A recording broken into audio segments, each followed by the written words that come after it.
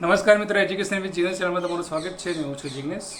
મિત્રો, જિલ્લા પસંદગી પૂર્વ જિલ્લા પસંદગી 1 થી 5ની જે ચાલુ થઈ ગયેલી છે, તો આજે પ્રથમ દિવસ હતો ને તો આજની અપડેટ લઈને વિડીયો લઈને હું આવ્યો છું. પણ એ પહેલાં થોડી વાત કરી લઈએ. અન્ય મધ્યમ વિદ્યા સહાયક અને દિવ્યાંગ ખાસ ભરતીના વિદ્યા સહાયક ઉમેદવારો માટે જે કાલે અપડેટ આવી હતી, લગભગ બધાને ખબર જ હશે. એમની જે પણ સ્થળ પસંદગીનો કાર્યક્રમ જે હતો એ જે 10 તારીખ અને 12 તારીખનો જે રાખવામાં આવ્યો હતો છઠ્ઠા મહિનામાં, એ કાર્યક્રમ હવે વિધાનસભાની અને ગ્રામ પંચાયતની ચૂંટણી જે છે આચારસંહિતાના કારણે તે મોકૂફ રાખવામાં આવ્યું છે અને એ કાર્યક્રમ જે છે એ પછીથી જાહેર થશે. બરાબર છે. હવે ઘણા બધાને પ્રશ્ન થાય કે ભરતી તો પહેલાંથી જાહેર થયેલી હતી, તો કેમ કાર્યક્રમ બંધ રહે છે? પણ તમને બધાને ખબર જ છે કે આપણા દેશમાં ચૂંટણીનું બહુ વધારે મહત્ત્વ છે. તો ભરતીઓ થતી રહે, શિક્ષણનું જે થવું છે તે આ બધું થશે, પણ ચૂંટણી એના ટાઈમે થવી જોઈએ. ચૂંટણીને કશું નડવું ન જોઈએ એવી માન્યતા આપણી સરકાર ધરાવે છે, કોઈ પણ સરકાર હોય. બરાબર છે. તો એના પર વધારે આપણે ચર્ચા નથી કરી. હવે આપણે જઈએ આજના દિવસમાં કે આજે ગાંધીનગરમાં જે પણ પુનઃ જિલ્લા પસંદગી શરૂ થઈ, તો એવા સમાચાર છે કે લગભગ 180થી 200 લોકોને બોલાવ્યા હતા. કયા કયા લોકોને બોલાવ્યા હતા? તો સૌથી પહેલાં સવારે જે હતું એ પીએચવાળા સામાન્ય પ્રવાહ અને સાયન્સના જે પીએચ ઉમેદવારો રહ્યા એ લોકોનું હતું, અને પછી બપોર પછી જે હતું એ સાયન્સનું ચાલુ થયું હતું. તો લગભગ 180થી 200 જેવા ઉમેદવારો ટોટલ બોલાયેલા હશે, અને એમાંથી 128 જેવી બેઠકો આજે જે છે ભરાઈ છે. તો બીજા 60-70 જેવા લોકો કે 50 કે 60 એટલા લોકો કદાચ એબસેન્ટ રહેલા હોઈ શકે છે. આંકડાકીય માહિતી સાથે આપણે જોઈએ તો અહીંયા તમારી સમક્ષ હું રજૂ કરું છું. અહીં તમે જોઈ શકો છો કે આપણે જનરલ અને સાયન્સ બંનેનું અહીંયા કોષ્ટક સમજવાનો પ્રયત્ન કરીએ તો સૌપ્રથમ અહીંયા કેટેગરી વાઇઝ તમે જોઈ શકો છો. ડે 1નું અહીંયા ટોટલ જે પણ જગ્યા આપણે જનરલમાં આપેલી છે ટોટલ 2488 ઓપનની છે, 257 જે છે એ એસસીની છે, એસટી કેટેગરીની 611 જગ્યાઓ, ઓબીસીની 693 જગ્યાઓ, ઈડબ્લ્યુએસની 453 જગ્યાઓ, એમ કરીને જનરલની અંદર 4502 જગ્યાઓ છે. હવે આ સામાન્ય પ્રવાહની જે છે ઓપનમાં આજે જે છે 15 જગ્યાઓ ભરાઈ છે, એસસીમાં 5 જગ્યાઓ ભરાઈ છે, એસટીમાં 1 જગ્યા ભરાઈ છે, ઓબીસીમાં 7 જગ્યા ભરાઈ છે, ઈડબ્લ્યુએસમાં 15 જગ્યા ભરાઈ છે, અને ટોટલ 43 જગ્યાઓ જે છે સામાન્ય પ્રવાહની આજે ભરાઈ છે. હવે બાકી કેટલી સીટો રહે છે? તો ઓપનની અંદર 2473 બાકી છે, જે લેફ્ટ આધાર રહી છે એની વાત કરી છે. એસસીમાં 252, એસટીમાં 610, ઓબીસીમાં 686 અને ઈડબ્લ્યુએસમાં 438, એમ કરીને 4459 જે રહી સામાન્ય પ્રવાહની બાકી સીટો છે. તો તમે જોઈ શકો છો કે 43 જેટલા પીએચ ઉમેદવારો જે રહ્યા એમનું આજે જિલ્લા પસંદગી થઈ ગઈ છે. પછી વાત કરીએ આપણે સાયન્સ સ્ટ્રીમની. તો સાયન્સ સ્ટ્રીમમાં જે રીતે કેટેગરી વાત ગણીએ તો ઓપનમાં 278 જગ્યાઓ આપેલી હતી, એસસીમાં 28 જગ્યાઓ છે, એસટીમાં 67 જગ્યાઓ છે, ઓબીસીમાં 76 જગ્યાઓ છે, ઈડબ્લ્યુએસમાં 49, એમ કરીને 498 જગ્યાઓ ટોટલ આવેલી છે. હવે એની અંદર ઓપનમાં આજે 61 જગ્યા ભરાઈ છે, એસસીમાં એક પણ કેન્ડિડેટે લીધું નથી, 67 જે એસટીની હતી એની અંદર 1 જગ્યા ભરાઈ છે. પછી ઓબીસીમાં 76માંથી 14 જગ્યાઓ આજે ભરાઈ છે સાયન્સની, અને ઈડબ્લ્યુએસમાં 49માંથી 9 જગ્યા, અને ટોટલ 85 જગ્યાઓ ભરાઈ છે. અને 85 અને પેલી 43 આપણે મળીએ તો આપણને 128 જેવો આંકડો મળે છે. એટલી જગ્યાઓ જે છે એ આજે ભરાઈ છે.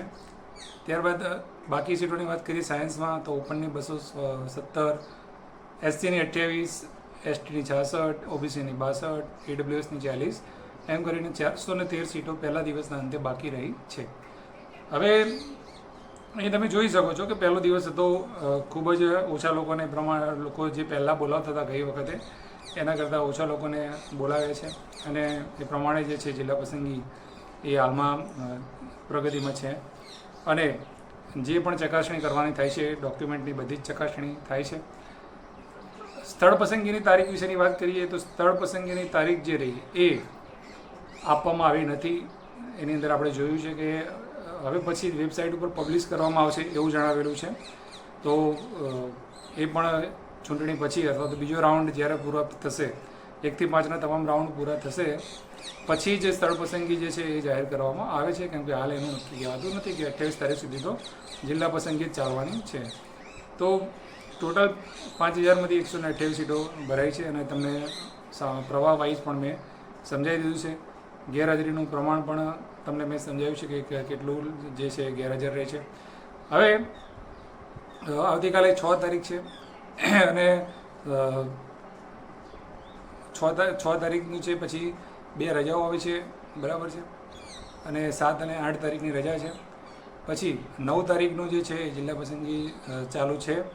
તો હવે 6 તારીખે અને 9 તારીખે સાયન્સ સ્ટ્રીમનું ચાલવાનું છે, એટલા ઉમેદવારો બોલાવશે. હવે તમે અહીંયા વિચારી શકો છો કે 85 બેઠકો આજે ભરાઈ છે, એ પ્રમાણે એવરેજ તમે કાઢો તો જે પ્રમાણે ગઈ વખતે સીટો ભરાઈ હતી 250 આસપાસ, એવી જ સાયન્સની સીટો ભરાશે અને જે પણ કેટેગરીમાં જેટલી પણ સીટો વધશે એટલી તમામ જે સીટો જે રહી એ સામાન્યમાં કન્વર્ટ કરવામાં આવશે, બરાબર છે. સામાન્યની અંદર કન્વર્ટ થશે જે ગઈ વખતે થઈ હતી એ પ્રમાણે. તો ગઈ વખતે જે એસસી અને ઓબીસી સિવાયની તમામ જે સીટો રહી એ બધી જ જે હતી એ સામાન્ય પ્રવાહમાં કન્વર્ટ થઈ ગઈ હતી. તો એ સીટોનો વધારો થયો હતો, એ ઘણો ફાયદો થયો હતો. તો આ વખતે પણ એવું બની શકે છે. તો 9 તારીખ સુધી સાયન્સનું ચાલવાનું છે, 10 તારીખથી સામાન્ય પ્રવાહનું ચાલવાનું છે. સ્થળ પસંદગીની તારીખ ડિક્લેર થઈ નથી. પહેલાં જે લાલ પ્રિન્ટવાળી જે આપણને જિલ્લા પસંદગીનો હુકમ આપ્યો હતો, આ વખતે જે બ્લુ શાહીવાળો આપ્યો છે, થોડો અલગ આપ્યો છે. એ આપણને ખબર પડે, કદાચ ભેગું ના થઈ જાય એટલા માટે કર્યું હશે આવું, બરાબર છે. તો તમામ ડોક્યુમેન્ટ બધા જે છે તમારા સાચવીને રાખજો, એ રીતે બધું જ લઈ જવાનું છે. જે કાસ્ટ વેરિફિકેશનનો પણ સેટ જે છે એ કદાચ લઈને જજો સાથે, એકાદો ઝેરોક્સનો સેટ માગે કહે છે તો મૂકી દેવાનું, બરાબર છે. ના કહે તો પછી વાંધો નહીં, તો એ પાછળથી તમે આપી શકો છો જે તે જિલ્લામાં, બરાબર છે. તો આ હતી આજની અપડેટ. આવતીકાલે શું થાય છે એની પણ અપડેટ તમને જરૂરથી આપીશું. અને વિડીયોમાં તમને હજુ બીજું શું તમારે કોઈ માહિતી તમારી જોઈતી હોય અથવા તો 9 થી 12નો મિત્રો પૂછતા હતા કે ભાઈ એનું કંઈક માહિતી લાવો, તો 9 થી 12ની જે મિટિંગો થાય છે પણ એની જે કોઈ અપડેટ જે છે એ પ્રમાણે સાચી પડતી નથી અને તમને કોઈ ખોટી માહિતી આપવાનો આપણને અધિકાર છે નહીં. તો તમને સારું લગાવે એ માહિતી પણ હું આપી નથી શકતો. તો જે પણ મિટિંગ જે થઈ છે હવે એમાં કઈ ચર્ચા થાય છે, શું છે, એની આપણને ખ્યાલ ઓછો આવે છે. અને જે આજે આવશે કે 2 દિવસમાં આવશે, આવું બધી ચર્ચાઓ ચાલે છે. પણ જ્યારે આવે ત્યારે ખરું, એટલે આટલી વસ્તુ યાદ રાખજો. એ વસ્તુ કોઈને પણ એ ખબર નથી. આશા રાખું છું કે જ્ઞાન સહાયક પ્લસ ડિગ્રીવાળા ઉમેદવારોએ પણ આજે જે છે તમારી ડિગ્રી જે છે એ રિમૂવ કરી દીધી હશે કે સરકારી કામકાજ છે એમાં રિસ્ક ના લો તો સારું છે, કેમ કે હાઈકોર્ટના આદેશ પ્રમાણે ચાલે છે એવી મારી કહેવાનું થાય છે. બાકી તમે બધા જ આપણે પોતાની મરજીના માલિક છીએ, આપણને જે યોગ્ય લાગે એ પ્રમાણે આપણે કરી શકીએ છીએ. તો તમારો કોઈ પણ પ્રશ્ન હોય તો કોમેન્ટમાં જરૂરથી જણાવજો. વિડીયો તમને કેવો લાગ્યો એ પણ જરૂરથી જણાવજો. નવા વિડીયોમાં ફરીથી મળીશું. જય હિન્દ, જય ભારત, થેન્ક યુ.